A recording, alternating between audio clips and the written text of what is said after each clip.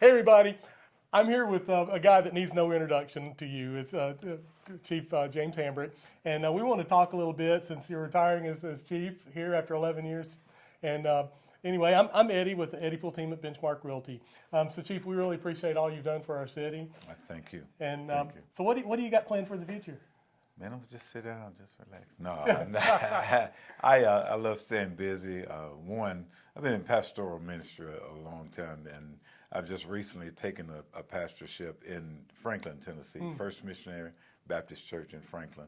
And I started October the 1st, and it's been going great. We're having a great time in Franklin. Yeah. And when we were thinking about and praying about being there, been asked to be there, I wasn't looking for anything, but I asked Denise, my wife, I said, man, should I take it as a sign that it's right behind the police department in Franklin? So, right. And it is, but a great time. That's one thing. And then I've been asked to come and enhance the security efforts over at Trevecca University. So we'll be doing that, and we've already started that as well. So and the Chiefs Camp. Chiefs Camp, man. It's a nonprofit, nonprofit to where we're going to be mentoring young men ages, two groups, one from 14 to 18, another from 19 to 25. And somebody asked me why. Well, when we look at the demographics of where the majority of the crime is taking place, we see it in that demographic. So we could either continue to talk about it, or we can try to do something about it. So can we help everybody? Probably not, but can we help some? Absolutely. And so we're committed to helping some with the Chiefs Camp, which is a 10-week mentoring program for young men. That's awesome. And can you tell the story about how you even became a police officer? You were working at MAPCO, right? Working in MAPCO on the third shift, and just like today, when we go get gas, we have the account is with MAPCO, and they would come get gas, come in the store, get coffee. I was working. Jerry Mundy in particular came and reached out to me, and then Kenny Martin and Zach Atwood followed suit, and they would begin to talk, and especially Jerry. Jerry said, man, you'd make a good officer. We want to talk to the chief about getting you on. And I said, brother, I have to pray about that. Man, I wasn't looking to, I had no way of being a police officer, but they saw something in me, and long story short, it went on for a while. Jerry, Kenny, then would come in and say, the chief wants you to come talk to him. Have you been down there yet? I said, no, not yet. And finally I did, and I told the chief at that time, I said, Chief, I have a job. If I come down here, I'm coming for a career. And God has blessed me to where I've been able to have a career here. That's awesome. Juliet, so. Very cool. Well, one of the things I appreciate most about you is the way you live your faith. You're a real guy. And besides just being a police chief, we're friends, and yes. And I really appreciate you.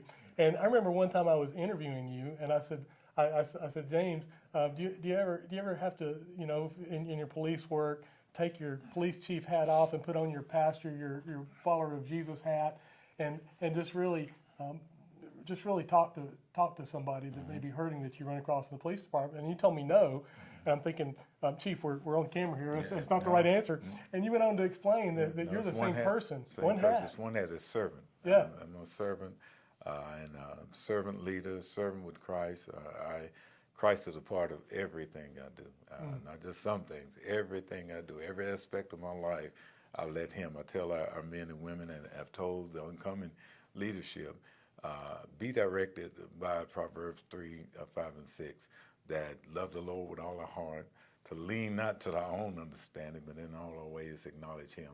Then He will direct our paths. And so I pray that they would be led in that same manner as we go forward. Yeah.